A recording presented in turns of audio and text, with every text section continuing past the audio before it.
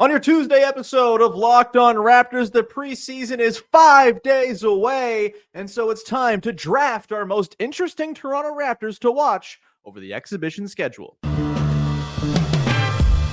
You are Locked On Raptors, your daily Toronto Raptors podcast, part of the Locked On Podcast Network, your team every day.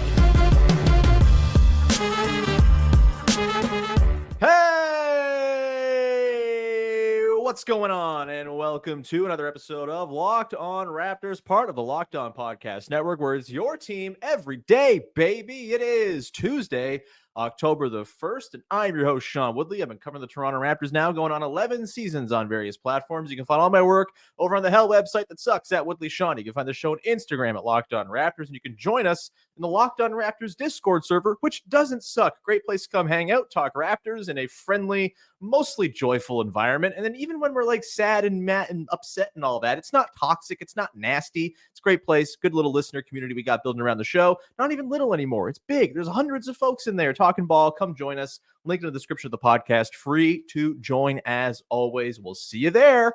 Of course, you can find the show for free wherever you get your podcasts on the audio or video side of things. Follow, subscribe, rate, review, tell a friend, etc., etc. Much appreciated when you go ahead and do that. And today's show is brought to you by FanDuel, where you can start the season with a big return on FanDuel. Place your first $5 bet, and you'll get started with $200 in bonus bets guaranteed. Visit FanDuel.com to get started. And we will get started here on your Tuesday edition of the show, as we are going to draft our most interesting Toronto Raptors in the upcoming NBA preseason. Things get started on Sunday in Montreal against the Washington Wizards. It's very exciting, and media days behind us. The actual games haven't started yet. As our pal Jeff in the Locked On Raptors Discord said, this is the time for rampant optimism, baby. And so we're going to have some of that. We're going to get into the guys we're most excited to look at and get some info on here in the preseason with our pal Vivek Jacob from Raptors in 7 and Sportsnet, among other things, doing cricket commentary these days. Big V, how the hell are you? Are you feeling the post-media day rush? You're muted. I did that again. What is wrong with me? I am excited. I mean, I've been ramping up to it because with the cricket commentary, I've had the opportunity to chat with Matt Bonner, who's doing commentary with me. And hell so, yeah. obviously, we saw him throw in a question at Media Day.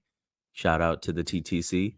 But I think that's all helped ramp up the excitement, and having, a look at all the faces and seeing everyone maybe be, it's not even cautiously optimistic, just realistic about we're probably not going to be all that good, but we're going to do some fun stuff. That's really the goal for this year. Yeah, exactly. And so I think expectations are very clear, that there are none. and so, yeah, I think that kind of takes the edge off, takes the pressure off, and everything's just about, individual growth and seeing how the team can coalesce and what sort of improvements we see on the defensive end. 100%. Yeah, it was really nice to hear. I talked about this on yesterday's show, but nice to hear defense be as central to the conversation as offense was last year, which pretended all kinds of nice things on offense, even though the players weren't very good. The system was, and in theory, as the players get better playing the system, the offense will get better too. Hopefully a similar type of effect as they prioritize the defensive structure and schemes this coming year. But we're not here to talk about defensive structure and schemes. We're going to talk about some guys who might fit into the structure and schemes, of course. As I mentioned, we are drafting the most interesting Toronto Raptors to watch in the preseason. We'll get some of your stray media day takeaways at the end of the show, but I do want to dig into this draft here because I think there's lots of interesting candidates. And look, we're going to flip a coin, first of all. This is not a coin. This is a pin. This is actually made by a kid that I coached last year at the school that I do some coaching for. And on the front is Nikola Jokic's jersey, and on the back is a pin. So we're going to go heads or tails. Heads is Jokic, back is a pin. And you get to call it in the air here, whether you get to go first or second. We're not going to go snake style. We'll just go back and forth. But call it in the air here, Big V. Tails. It's heads, baby. I'm going first. It seems like maybe there is some collusion at the top there, but there's not. It's just the way the flip goes. All right, Big V. We're going to kick it off. We're going to go 3 rounds deep here. So we're each going to take 3 guys who we're interested to watch. There's no real stakes. Our rosters won't really be like competing or anything like that. But, the people out there can decide who has the more interesting roster. How about that?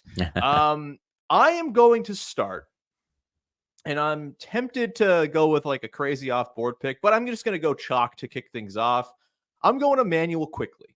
I think Immanuel Quickley, he was very central to a lot of what was talked about yesterday, from Masai Ujiri and Darko Rajakovic to Scottie Barnes to Jakob Poeltl. Love hearing about text exchanges between Jakob Poeltl and Immanuel Quickley talking about the nuances of their pick and roll chemistry. That is music to my ears, baby. And yet Quickley also talking about trying to balance both ends of the floor, getting his conditioning to the point where he can be an offensive hub and also really be a pest at the point of attack on defense. We heard Darko Rajakovic talk about how the most important guy in his defensive scheme this year is not going to be the backline rim protector. It's going to be the guy who is haranguing the ball handler. And more often than not, Immanuel Quickley is going to be that first point of resistance. Fascinated to see how he's evolved as a defender. Is he able to fight over screens, stay on the hip of guys? Is he able to use his length to contest the way I think he had flashes of doing really effectively last season? We know he's a smart defender, a good rotational guy. Can he marry that with on-ball juice? And then, speaking of on-ball juice, what does he look like as a lead guard, right? I asked him yesterday about sort of what he learned last season, in the first run of him being the lead guard for the Raptors, and sort of how he applied that to his offseason work. He wasn't super specific or anything in the response, but I do think, it's really interesting to kind of get that little sample of, hey, this is what life is going to be like for you over the next 5 years. Here's the money. Now go apply what you learned and go improve your craft. I'm really excited to see what Quickley does in that lead guard role and how equipped he is to guide this Raptors offense the way I think they see him doing.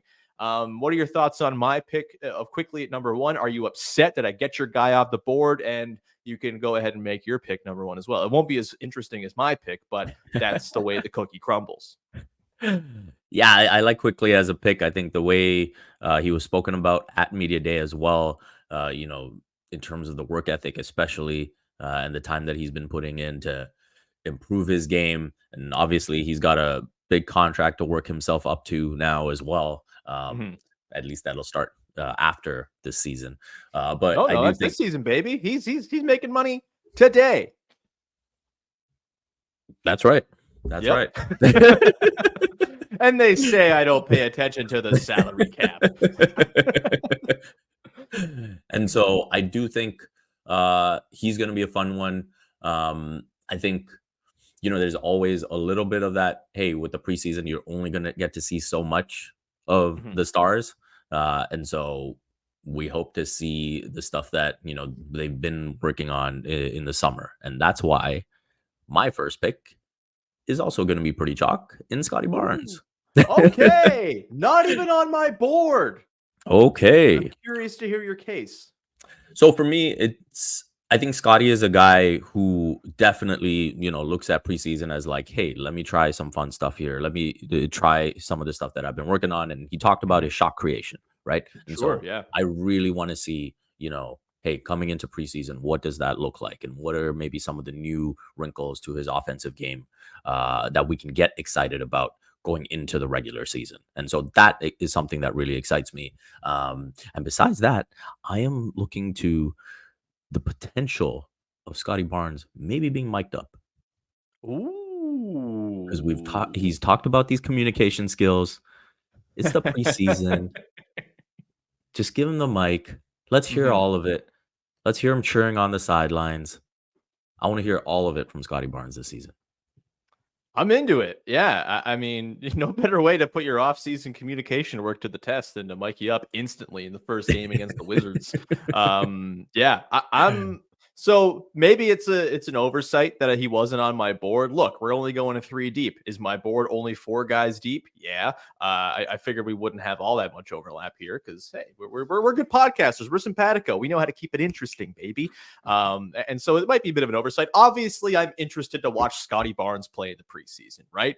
The shot creation stuff is really interesting. I'm curious, like, by which avenues that shot creation comes. Are they going to have him be more of like a post hub? Are they going to, give him face up opportunities, pick and roll creation? Is he going to ISO a bunch? I'm fascinated to see exactly how they work in those creation opportunities for Scottie, because obviously few things are more devastating in the NBA than Scottie Barnes seeing a double team. He's an incredible passer.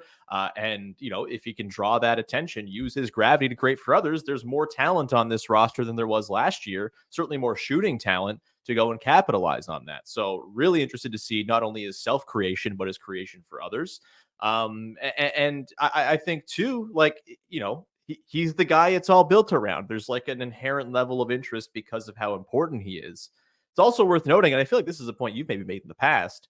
Past preseasons have usually been a pretty decent indicator of what kind of Scottie Barnes we're going to see, right? He struggled during that preseason before his second year where he stagnated a little bit. He was really good in the preseason last year, arguably like the preseason MVP for sickos who keep track of things like, advanced metrics in the preseason. Scottie Barnes was very high atop those charts. So I think a very important, noble pick for you. Less interesting than mine, of course, because it's so boring. But I respect it nonetheless. We're going to come back on the other side here, Big V, and get into our second and third picks in this draft.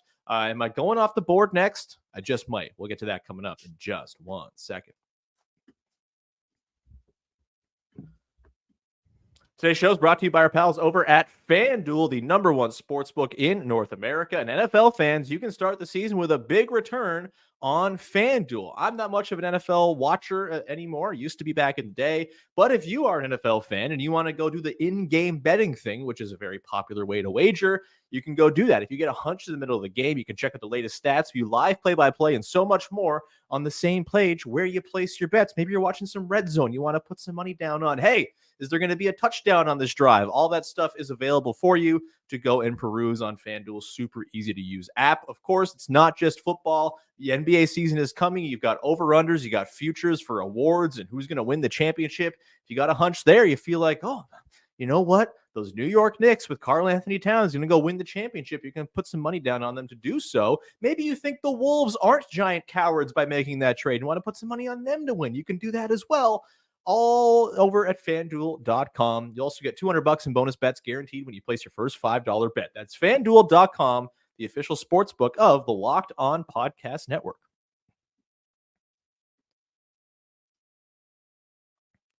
Back at it here with Vivek Jacob from Raptors in 7, his Substack newsletter, and Sportsnet, of course, as we continue our draft of the most interesting Toronto Raptors to watch this coming preseason, which again gets rolling. They're in Montreal today. Well, I'm sure we'll get our first, mumblings and noise coming out of training camp. Who's looking good? Who's looking great? Blah, blah, blah, blah, blah. And we get some games starting on Sunday. I'm on the board for the second pick of my draft, and I am going to go off the board, and I'm going to pick Jamal Shead. Yes, Jamal Shead. I think from what they talked about yesterday, first of all, like the preseason is the time where rookies get to shine. They get lots of run. They get lots of opportunity. I think we're going to see a lot of Jamal Shead in the preseason, so I'm interested to see what he can do. I think based on what Darko Rajakovic talked about yesterday with how they want their defense to be super nasty at the point of attack, where they want to make it so ball handlers are feeling their point of attack defenders at all times, keeping ball handlers from getting to their go-to moves. I think Jamal Shead is the single most equipped player on this roster to do that well. Go and watch his defensive film. It's breathtakingly ridiculous. He's so good as a point of attack defender. Yes, the shooting has to come along, but I think because this team does not have a naturally made go-to backup point guard option, Davion Mitchell will probably get a shot. He'll probably get the first shot out of the gate.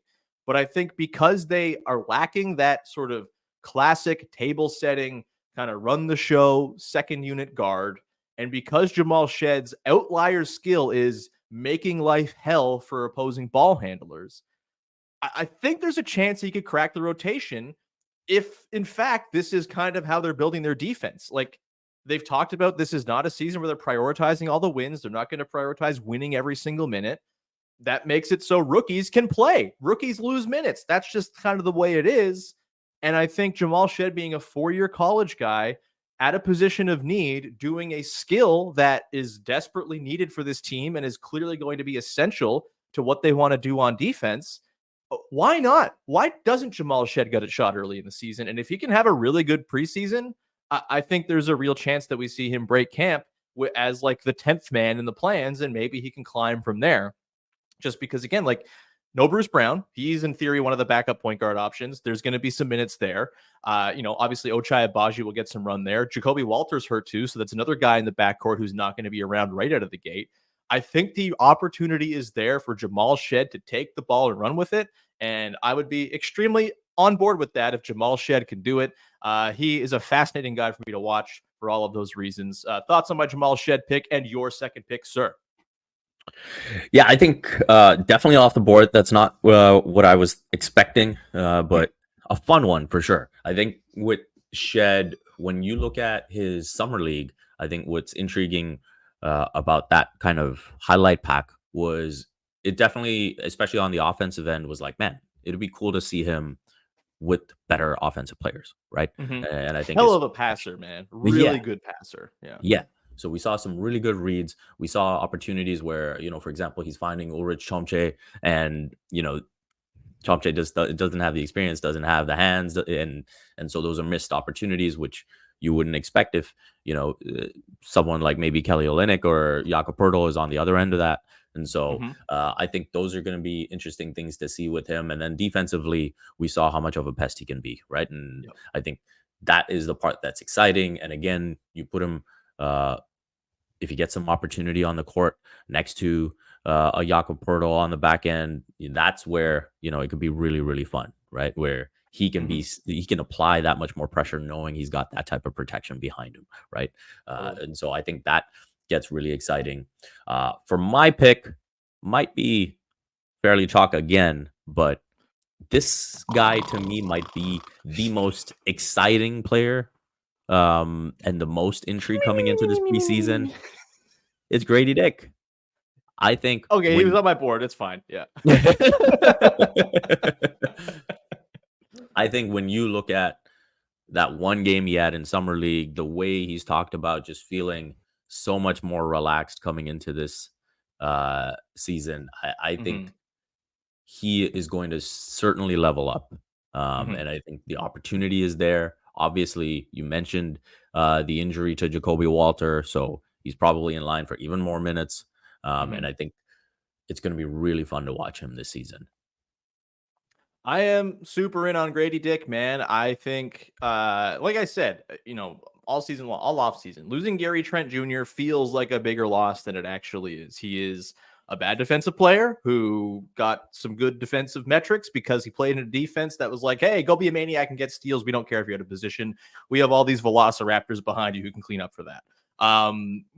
He's just not a good point of attack defender. Gradey Dick is also not a good point of attack defender. This is not me saying he's going to be an upgrade on Gary Trent Jr. in that regard, but I do think his dynamism as a shooter is beyond what Gary Trent Jr. ever brought to the table. Gary Trent Jr., really nice hitting, catch and shoot threes, sidestep threes, stuff like that.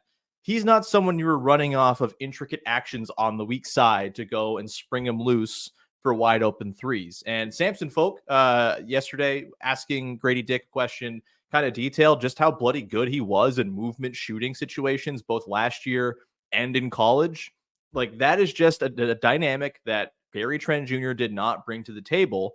And I think it's going to make the offense that much more potent. I think there's a very real chance that by like December, we're looking at Gradey Dick as just a better NBA player than Gary Trent Jr. Is that crazy? Maybe. He's in his second season, but I don't think the bar is exactly that high to clear. Gary Trent Jr. just signed a minimum contract for a reason. I think his style of play, his sort of one-note offense and no defense, it's just like a pretty replaceable thing. And I think Gradey Dick brings more to the table as a dynamic off-ball guy who's making defenses think a lot more and making defense worry a lot more than Gary Trent Jr. ever did. And so, yeah, in a one-on-one game, maybe Gary Trent Jr. beats Gradey Dick. That's not what we're talking about here. We're talking about team basketball. And I think Gradey Dick is a way more sort of conducive fit in a 5-man unit on offense. So yeah, I'm fascinated to see what he's able to bring to the table. How much is there more sort of juice when he puts the ball on the deck and all of that. What are your like rough expectations for Gradey this season, like numbers wise, very quickly here before we get to our final picks? Expectations numbers wise is interesting. I think I had him penciled in for about 24, 25 minutes a game when we did our rotation episode. Hmm. And so I think based off that, like, I think he'll probably get somewhere from 6 to 8 threes up per game. At Hell least yeah. that's what I'd like to see. We love Um, that. 6 might be the more realistic number. But I do think that if he can be anywhere from 12 to 14 points a game, I think that'd be really good. I think Hmm. uh, I think the rebounding is something that excites me. When we talk about Gradey Dick being a better overall player than Gary Trent Jr., it's the rebounding, it's the ability to recognize a pass, to play make a little bit. I think that's the stuff that stands out. So I do think, especially when he's in that starting lineup where you've got to pay so much attention to Jakob Poeltl and Scottie Barnes on the boards, he's going to be able to sneak in there Hmm. and create some havoc as well. So on the boards, yeah, I would like to see a healthy, maybe 4 a game. Yeah. Yeah, I think I'd like pencil in like 12, 3 and 3 on like he shot 54.6 true shooting last year. If you can get to like 57, flirt with 58, I think you're going in the right direction. Yeah, like he's gonna get a lot of run. He has a lot of opportunity. I think he's a very good pick as an interesting guy to watch in preseason, as much as I was making fun of you before you made the pick. We'll quickly come back on the other side, run through our last couple picks, and then get to some quick takeaways from Big V from Media Day. I went yesterday very long on all my takeaways, and we'll get V's takeaways from yesterday down at Scotiabank Arena. We'll do that coming up in just 1 second.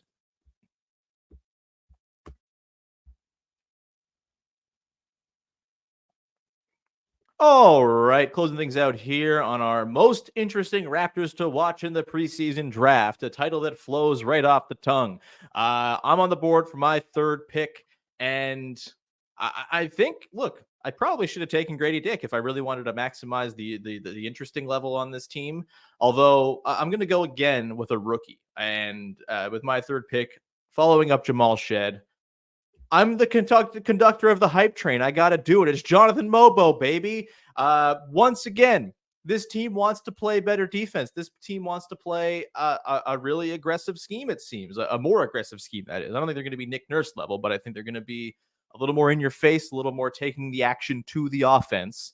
And just if you're talking physical dimensions, if you're talking sort of base defensive talent, Jonathan Mobo is pretty high on the list on this team of guys who could, in theory, if it all clicks, be very good defensive players.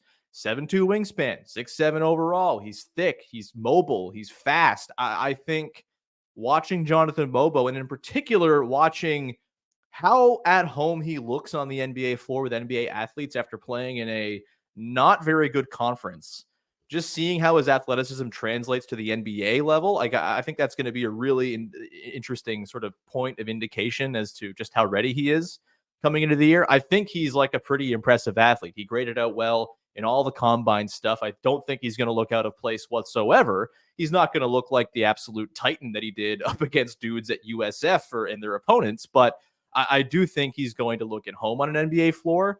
And I just think, look, like if they're trying to build a defensive infrastructure, I know he's not a naturally sized center, but there aren't many other dudes on this team who can do the things Jonathan Mobo in theory can do as that sort of backline, sort of big man and pick and roll coverage, for example. The length he's got, the ground coverage he's got. If they're going to run like a hedge scheme where he's coming up high to meet the ball handler, I'd much rather Jonathan Mobo be doing that than Kelly Olynyk, for example. Like I think there's, again, it's all theoretical with him. Rookies are bad at defense, but again, this team is very clearly not worried about maximizing every single minute.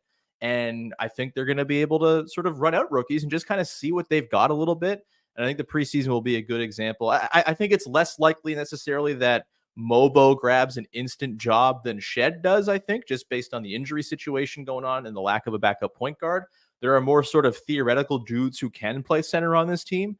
But I think, he can obviously play the wing too, defensively. Offensively, it might be a struggle just because of the lack of shooting. We'll see how that comes along. Is there any 3-point shot to him at all? Like, does he put up more threes in preseason than he did in his entire college career, which I believe was 0? And so, like, that's all. I'm fascinated to see kind of what their plans are for Jonathan Mobo, because he seems like a very moldable player.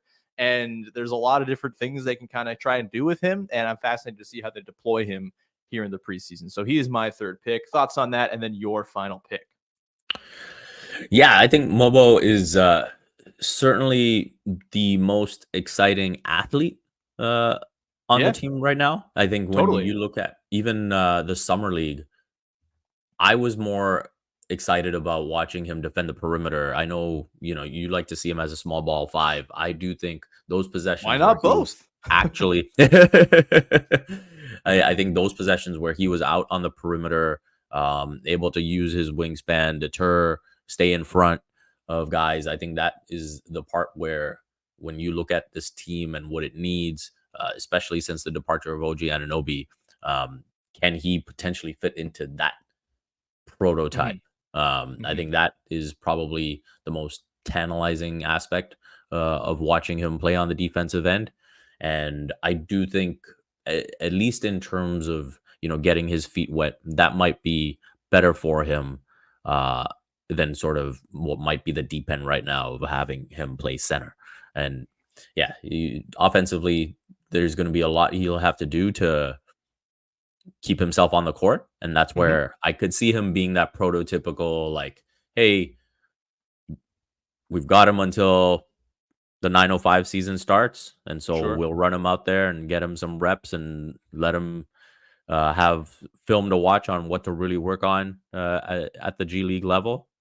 And then in the second half of the season, take what you've done with the 905 and see if you can bring it on over to the NBA level.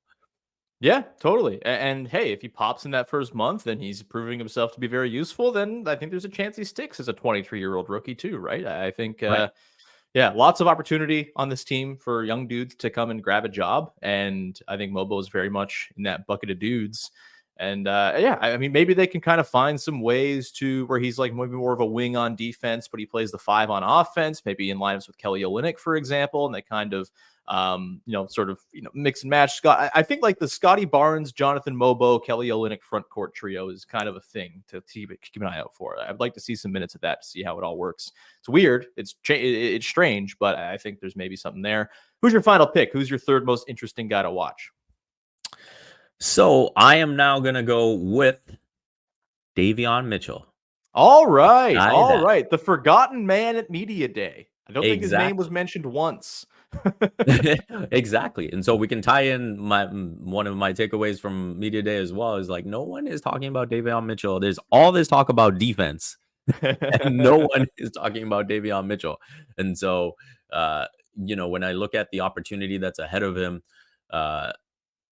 I think he's going to have a chance to, really make his claim for backup point guard minutes and be like, hey, I can be a part of this vision that you have. I can be a part of an improving defense. And he's talked about how he's worked on his jump shot all summer. We know how that can be, so we'll have to believe it when we see it. But I do think that defensively, he's going to be super intriguing and super fun to watch. And yeah, I think he's someone that I'm intrigued by. And again, just a new face. What does he bring to the table? We've seen the backup point guard struggles since we've moved on from the Lowry, Fred VanVleet, DeLon Wright, Corey Joseph phase. What a time that was. God. And now here we are. And so we'll see what he can do with the opportunity. Yeah, I love that. Look, sign me up for a whole bunch of pain in the ass guards making life miserable for ball handlers on this team. I am all in on that. Did you have any we're done the draft? You've got yourself a lineup of Scottie Barnes, Gradey Dick, Davion Mitchell. I've got myself a way more interesting lineup of Immanuel Quickley, Jamal Shead, Jonathan Mobo. Let us know in the comments who has the more interesting trio. Lots of stakes, huge bragging rights on the line here. Quickly, any last sort of prevailing takeaways that we haven't covered here for Media Day? There was a lot of stuff covered. There was like 3 hours worth of press conferences yesterday. I spoke yesterday about Masai's touching tribute to Dikembe Mutombo, which was not part of the planned program, of course, but I thought was pretty amazing. There was talk about ownership and Edward Rogers and everyone's friends and friendly and all of that stuff.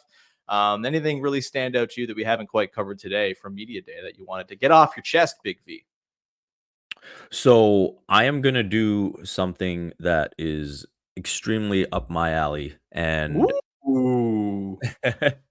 and for me, I love looking at the parallels between different sports, and especially the sports I love, between basketball and soccer and tennis and cricket.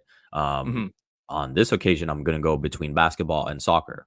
Okay. And uh, I know Darko Rajakovic loves to study different things and see where, especially with him being a big soccer fan as well, Mm-hmm. and hearing him speak about the defense and hearing him emphasize pickup points Sure. and semi-transition and all of that. If you watch soccer now, the way teams defend with a high press, Hmm. as sort of that being the number one avenue for prevention and defense. And you bring that to basketball, where you're now saying, hey, we know that the later a team starts their offense, the later a team takes a shot, the odds are in your favor as a defense. And Sure. so I think all of that kind of combining to just saying, hey, let's have these guards who can pick up full court, 3/4 court, whatever it may be, and emphasize that, we're really trying to put that pressure up top. I think that's something that we'll see more of with the Raptors this season. And it's going to be a big part of evaluating the defense, right? And I think Masai, when he was asked about the defense, or just in terms of how success will be measured, for him, it was, hey, style of play, again, continuing from where you were last season offensively and building on that, but also defensively setting an identity, right? Mm-hmm. And also, what are the things that the players are actually picking up and grasping, right? And so for him to talk about and emphasize pickup points, I think that's something that I'm really looking forward to. I love that. Soccer V making an appearance on the pod. This is great. Yeah, if the Raptors of last year were Iceland sitting back and waiting for Spain to take 10,000 shots on them, I'm very much looking forward to them being, I don't know, who's a good high press, Man City. Yeah, if the Raptors are the Man City of the NBA this year, I think we're all pretty happy, right? Yeah, hell Yeah. yeah. We're going to leave it there. Thank you so much for tuning into the show. Big V, thanks for being here, pal. Do you have anything you want to promote for the good people out there? Usual stuff. So I've got a preview piece for Sportsnet up, and it's about one burning question on each team in the East heading into training camp.